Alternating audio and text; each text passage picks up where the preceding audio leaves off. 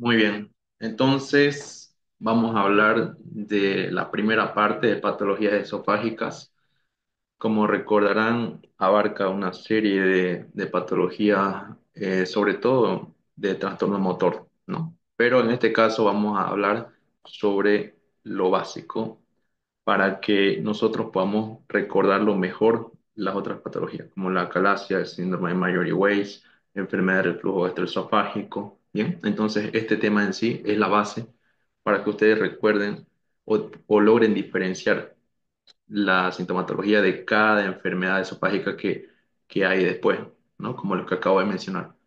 Bien, entonces voy a continuar, como siempre, con esta parte de anatomía funcional, que siempre me gusta ponerlo. ¿Por qué? Porque me da seguridad en el sentido de que saber anatomía, lo básico, es fundamental.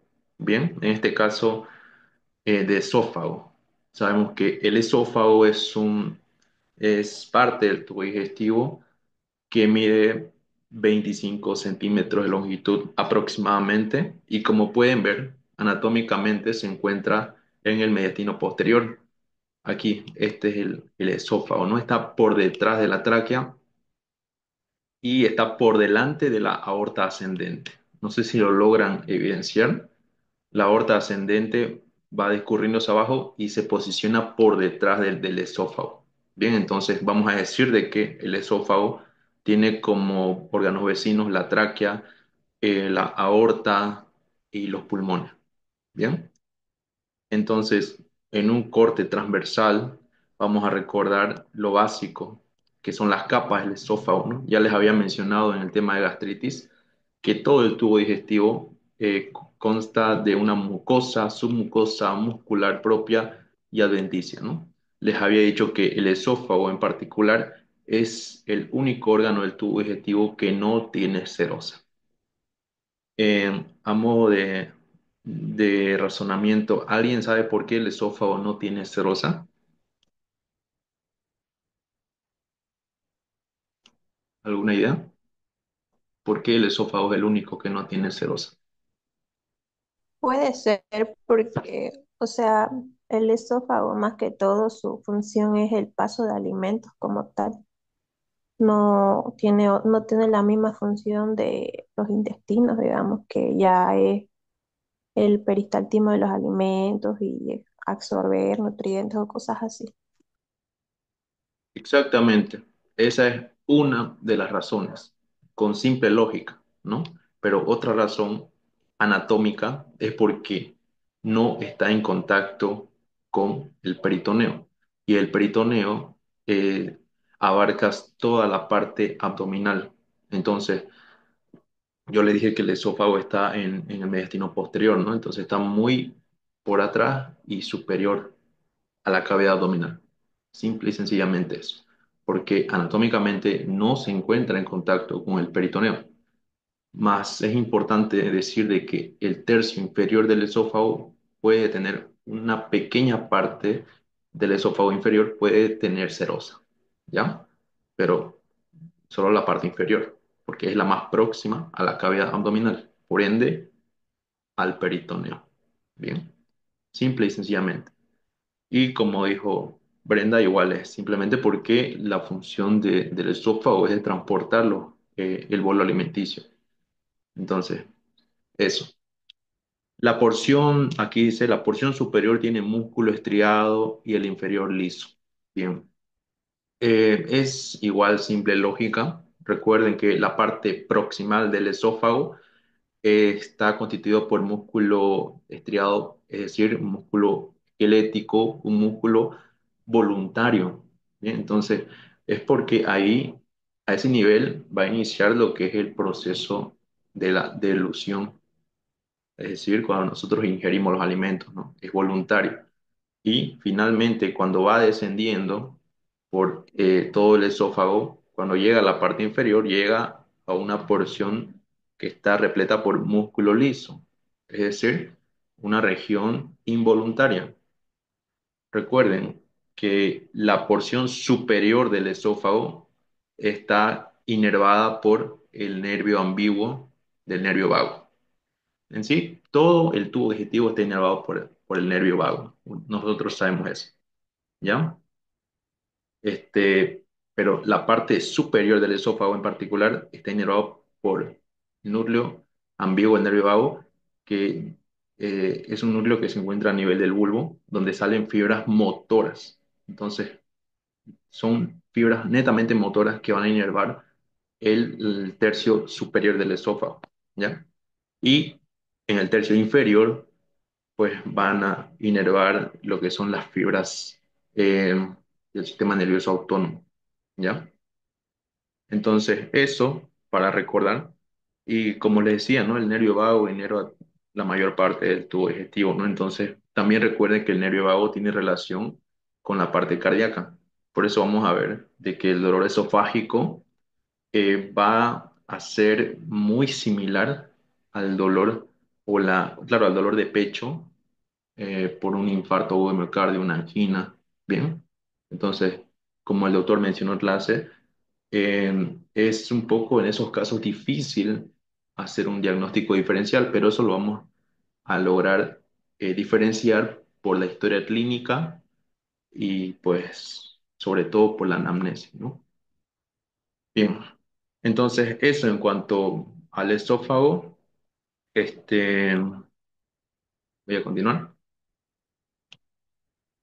Enfermedades esofágicas. Bien, las alteraciones funcionales principales son los trastornos de la deglución, es decir, a nivel voluntario en este caso, y el reflujo gastroesofágico excesivo. Este vendría a ser involuntario. Así lo vamos identificando. Esos son los trastornos funcionales principales de la enfermedad esofágica. Entonces, en el trastorno de la deglución tenemos la disfagia, que básicamente es la dificultad al tragar. Y en el trastorno del reflujo gastroesofágico tenemos como síntoma el ardor y dolor en el pecho debido al reflujo gastroesofágico. Ahora, en el reflujo gastroesofágico, como dice aquí, hay ardor y dolor en el pecho debido a este mismo reflujo. Entonces aquí es donde vamos a empezar a discernir el hecho de que el dolor va a ser distinto a un dolor de origen cardíaco, ¿ya? Ahorita lo voy a hablar mejor esa parte. Después aquí tenemos los síntomas principales de la enfermedad esofágica, que es la pirosis, la disfagia, la oinofagia, la regurgitación y el dolor torácico. Bien, aquí como pueden ver la pirosis es la que está con negrilla, pues porque es la más frecuente en, en las enfermedades esofágicas. Bien, también está la disfagia, oinofagia, regurgitación y dolor torácico. Vamos a hablar de forma detallada de cada uno de estos. Antes de hablar de cada uno de estos, quiero hacer énfasis en la pirosis. La pirosis es similar a la dispepsia. Ustedes saben que la dispepsia tiene casi la misma definición que la pirosis, que es esa sensación de ardor o llenura a nivel del epigastrio, ¿ya? Pero ¿cuál es la diferencia entre la pirosis y la dispepsia? Primero vamos viendo las igualdades. La pirosis y la dispepsia pueden ser fisiológicos, ¿ya? En primera instancia, la pirosis y dispepsia pueden ser fisiológicos los dos, fisiológicos y patológicos. La diferencia es que la pirosis cede a los antiácidos, como ya hemos estudiado antes, ¿no? Ya hemos visto en práctica, y la dispepsia no cede tan fácilmente como la pirosis. Y también la dispepsia tiene un origen multicausal, es decir, que puede deberse a muchas causas. En cambio, la pirosis principalmente se debe a enfermedad por reflujo gastroesofágico. Bien, entonces esa es una diferencia importante en la dispepsia. Además, la dispepsia se acompaña de forma más aguda con náuseas y vómito. Bien. Ahora, continuando, aquí vamos a hablar de forma más detallada de cada uno de estos. Ya, la pirosis, como le dije, ¿no? Tiene una definición similar, perdón, a la dispepsia. Aquí nos dice que es la sensación ardosa retroesternal que tiene origen en el epigastrio y puede irradiarse en el cuello. ¿Bien? Es de carácter intermitente. ¿Qué quiere decir eso? Que se puede presentar en distintos momentos del día, como ser cuando uno está en decúbito, ¿no? O echado, durante el ejercicio o de forma postprandial, o sea, después de las comidas. Bien. Está estrechamente relacionada con la enfermedad por reflujo gastroesofágico. Como les decía, la pirosis es causada, bueno, la causa principal de la pirosis es el reflujo gastroesofágico. En cambio, la dispepsia tiene muchas otras causas. La dispepsia puede ser causada por gastritis, inclusive, ¿ya? O enfermedades duodenales, inclusive. En cambio, la pirosis está bien vinculada sobre todo a la enfermedad por reflujo gastroesofágico. Y eso es pregunta de examen, ¿ya? Entonces, no olviden esta partecita. Después tenemos la regurgitación, que es el retorno sin esfuerzo de los alimentos o líquidos hacia la faringe. Y aquí nos menciona que la flexión, eructos o maniobras que incrementan la presión intraabdominal pueden generar regurgitación, ¿no? Como ser, ¿qué maniobras que incrementan la presión intraabdominal? Mm, lo primero que se me vino a la mente aquí es esa posición que vimos, ¿no? En pancreatitis aguda, que es la posición maometana. No, perdón, esa disminuye la presión intraabdominal, ¿no? Otra maniobra que aumentan la presión intraabdominal son las palpaciones profundas, por ejemplo. ¿Ya? Me estaba confundiendo con la maniobra maometana, con la posición maometana. Nada que ver. ¿Ya? Ciertas maniobras pueden incrementar, como dice acá, la presión intraabdominal y pueden generar regurgitación. Lo curioso de aquí es que son generados sin esfuerzo, ¿no? Retorno sin esfuerzo de los alimentos. Eso es lo más importante aquí. Y se debe discriminar entre regurgitación, vómito y rumiación. ¿Por qué? Porque la regurgitación no viene acompañada de náuseas y vómitos, ¿ya? Entonces es de forma espontánea y no presenta náuseas, vómitos ni arqueadas, ¿ya?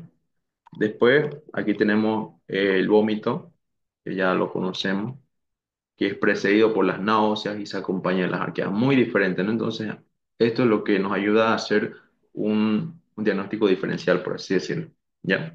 Y la rumiación es una regurgitación del alimento recién deglutido y luego vuelve a deglutirse de manera repetida. Esto es un síntoma un poco extraño, no es tan frecuente en estas enfermedades esofágicas. El libro nos menciona de que está asociado sobre todo a personas con enfermedades mentales, ¿ya? Y después tenemos el dolor torácico, que es un síntoma esofágico frecuente, obviamente, con características similares al cardíaco, lo cual en ocasiones dificulta su diferenciación, lo que les decía, ¿no? Que es por el nervio vago, porque el corazón y el esófago comparten un plexo nervioso, ¿ya? Entonces, esa es la razón por la que cuando se estimula el plexo a nivel del esófago, no logra diferenciar, o ¿cómo les podría decir? El estímulo del plexo esofágico no se puede diferenciar fácilmente con el que está en el área cardíaca. ¿Bien? Por eso es un poco difícil su diferenciación. Bien, y aquí también menciona que el dolor torácico es de carácter opresivo en la región central del tórax, que irradia hacia la parte media de la espalda, extremidades superiores o la mandíbula, ¿no? Similar a una angina de pecho inestable, ¿no? O un infarto como tal. Ustedes saben que la angina inestable es el preinfarto, es el verdadero preinfarto, ¿no? Entonces puede haber también esto, lo que estamos viendo aquí, en dolor torácico de origen esofágico. La enfermedad de reflujo gastroesofágico es la causa más frecuente de este dolor de origen esofágico. Recuerden que en la enfermedad de reflujo gastroesofágico, ¿cuál era el otro síntoma que era muy frecuente en, en esto? En la enfermedad de reflujo gastroesofágico, ¿qué era lo más frecuente? La pirosis, este, la dispepsia,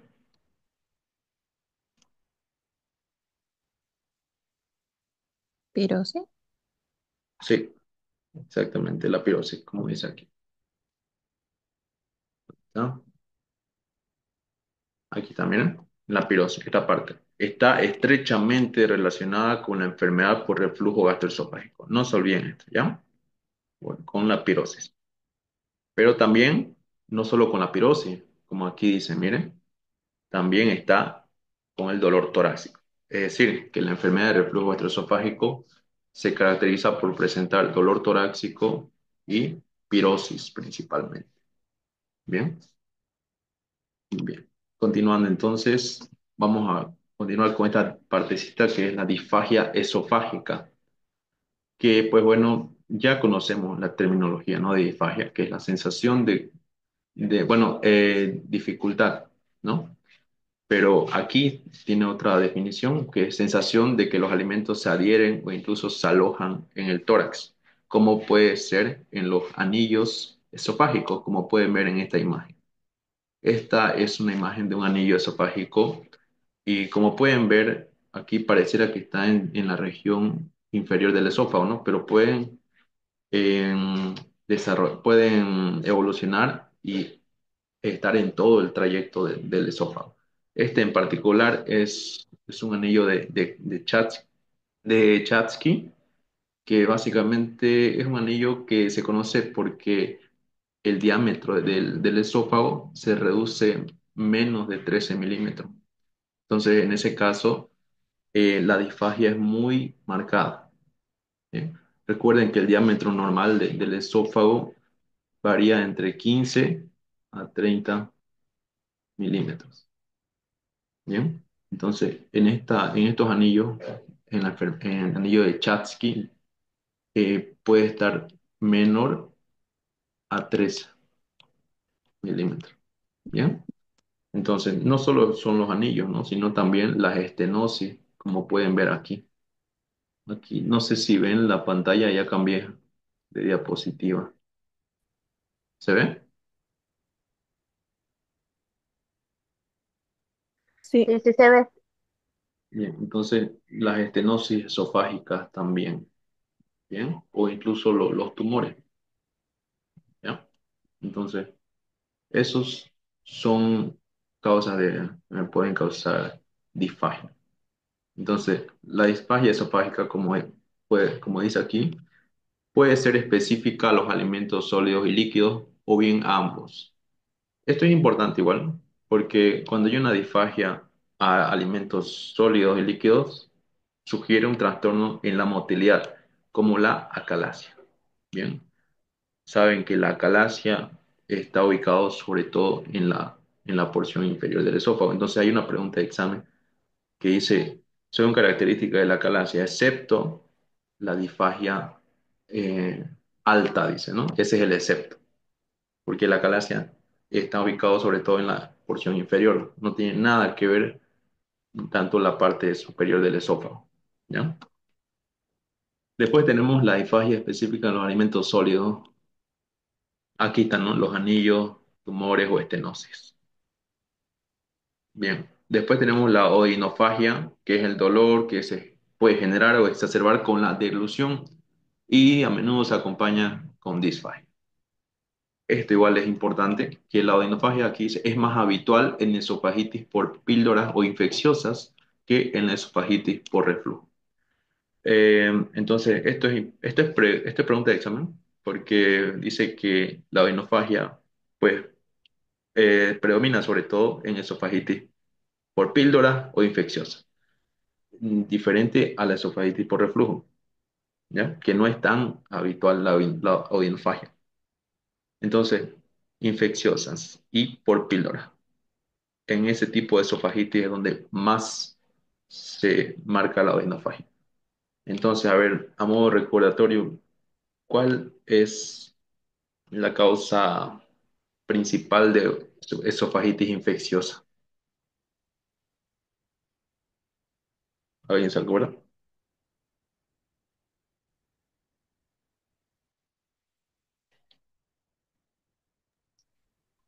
Bueno, ¿Cómo? No lo pude escuchar bien. ¿Qué agente, ¿era la pregunta? qué agente etiológico, Helicobacter pylori. ¿Cómo? estamos hablando de esófago? Esófago. Herpes es uno. Causa de infección Sí, la causa Escherichia principal de coli. esofágitis infecciosa. cándida. Exactamente. Cándida es la principal causa de esofágitis infecciosa. Seguido de ello está el herpes, como menciona Fabio. Bien, entonces, eso es importante siempre tener en cuenta. Y causa por píldora podría ser los AINES, ¿no? Los AINES también. Entonces, continuando. Si hubiera enfermedad de reflujo gastroesofágico, a ver, perdón. Aquí lo que está diciendo es que si hubiera odinofagia en enfermedad de reflujo gastroesofágico, que es poco habitual, como dice esta parte de aquí, sugiere una úlcera esofágica o una erosión profunda. Bien, entonces es muy raro de que haya odinofagia en una enfermedad por reflujo gastroesofágico. Sobre todo es en esofagitis por píldora o infecciosas. ¿Ya? Entonces, continuando con esto, el globo faringio, este, que es una sensación de distensión que corresponde a la percepción de una protuberancia o sensación de plenitud en la garganta, independiente a la delusión, y como dice acá, ocurre frecuentemente en casos de ansiedad o trastorno obsesivo compulsivo. Es entonces, es- no, no es tan frecuente, pero el libro nos menciona de que este globo faringio la experiencia médica la asocia sobre todo con enfermedad por reflujo gastroesofágico, ¿ya? Porque cuando una persona dice que siente eh, que tiene un cuerpo extraño o algo, eh, a eso generalmente se le denomina logofaringio. Y la primera valoración que se hace es de una posible disfagia, ¿bien? Eh, pero es poco frecuente. Después tenemos esta parte que me estaba chispando un poco, esto de la acidez gástrica, porque pues aquí dice que es la salivación excesiva que se debe a un reflejo vagal que desencadena la acidificación de la mucosa esofágica. Bien. Eh, es otro tipo de definición, no es la que nosotros conocemos de acidez gástrica, pero aquí con lo que se pueden quedar es que si hubiera esa salivación excesiva, por acidificación de la mucosa esofágica, esa saliva es alcalina, ¿ya? Es alcalina. Uno cuando piensa en salivación excesiva piensa en cialorrea, ¿no?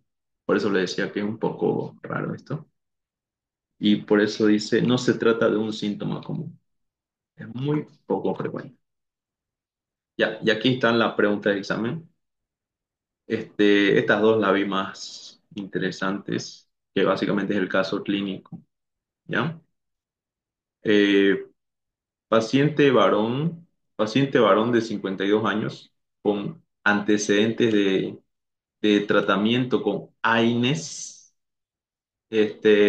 recientemente, consulta por pirosis después de las comidas, regurgitación y tos nocturna.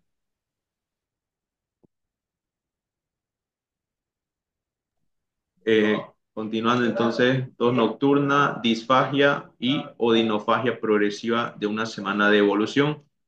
Al examen físico, abdomen blando con discreto dolor en el epigastrio. ¿Cuál es el diagnóstico presuntivo? Aquí está úlcera gástrica, calasia, esofagitis, espasmo esofágico. Em,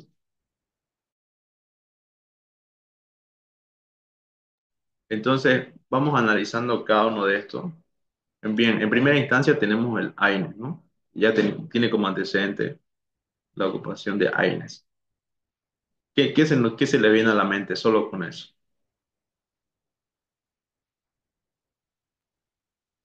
Esofagititis por medicamento.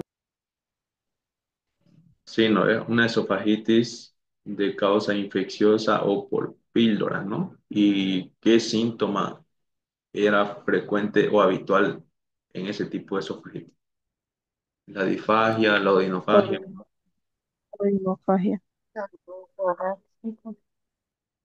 Ahí está, ¿no? Justamente eso está aquí.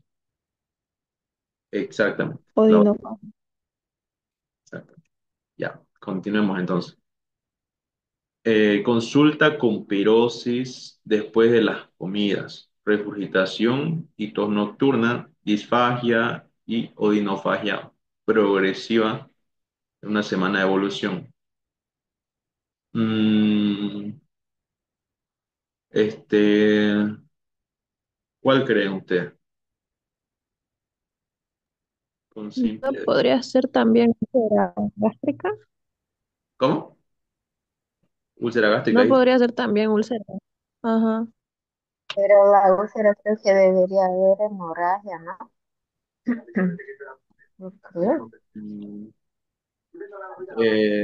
sí, es probable que peor en pacientes de 52 años de edad.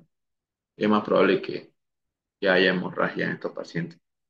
Eh, pero en este caso, mm, la pirosis después de las comidas, regurgitación, disfagia o inofagia, todo apunta en realidad a una esofagitis o, sí, una esofagitis.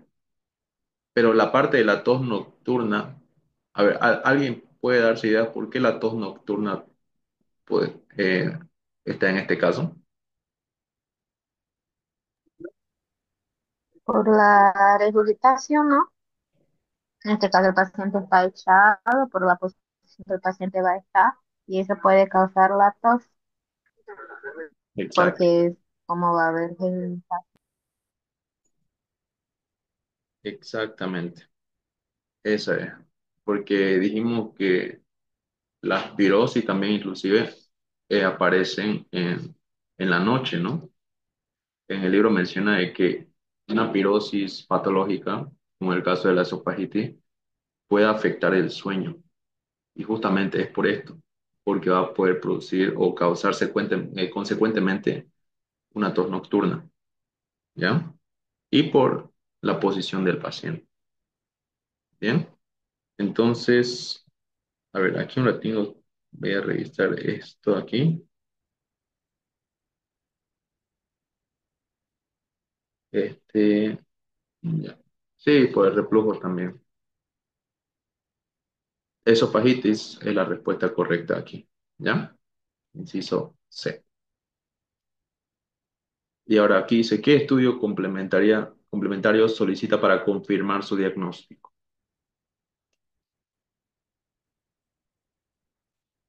Radiografía simple de tórax, radiografía contrastada de esófago, endoscopía digestiva alta o una ecografía abdominal. Con la radiografía simple de tórax no hacemos nada, ¿ya?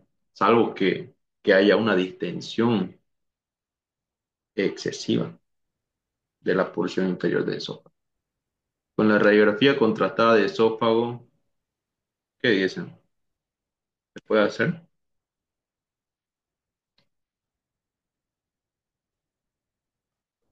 Una radiografía. No creo. ¿Eso no sería más bien útil para calasia? Una endoscopía, pues. Exactamente. La radiografía contrastada de esófago, que generalmente se ocupa el bario, ¿no? O el yodo, es más que todo en acalasia donde se puede evidenciar, ¿no? El signo de pico de pájaro, ¿no? Que es un esófago distendido, que forma un pico de pájaro. Y como dijo la compañera, endoscopía digestiva alta. La endoscopía digestiva alta abarca el esófago, el estómago y el duodeno. Bien, entonces, es primordial su uso. En este caso, sí también. ¿Ya? Porque es lo más proximal también, ¿no? El esófago. Entonces, es mejor hacer una endoscopía alta. Y la ecografía abdominal, ni al caso, ¿ya? Por la simple ubicación. Es endoscopía digestiva alta, ¿ya? Este, a ver, aquí tengo una pregunta a un ratito.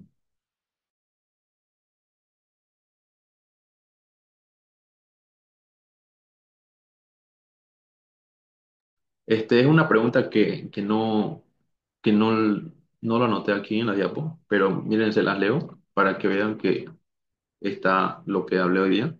Dice, la pregunta dice, ¿cuál de los siguientes síntomas es útil para realizar el diagnóstico diferencial entre esofagitis por reflujo y la esofagitis infecciosa?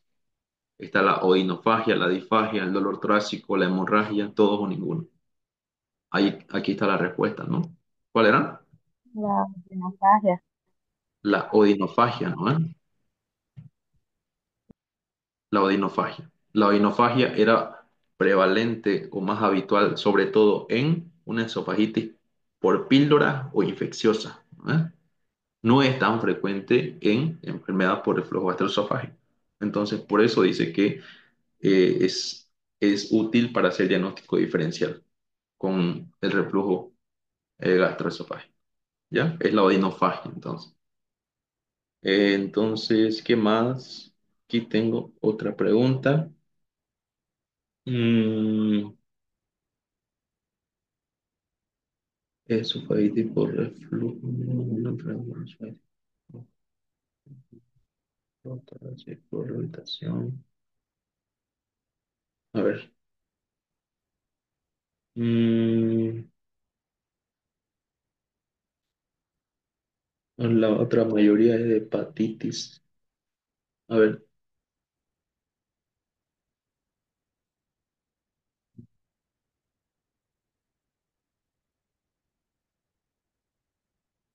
a ver, no pillo otra vez.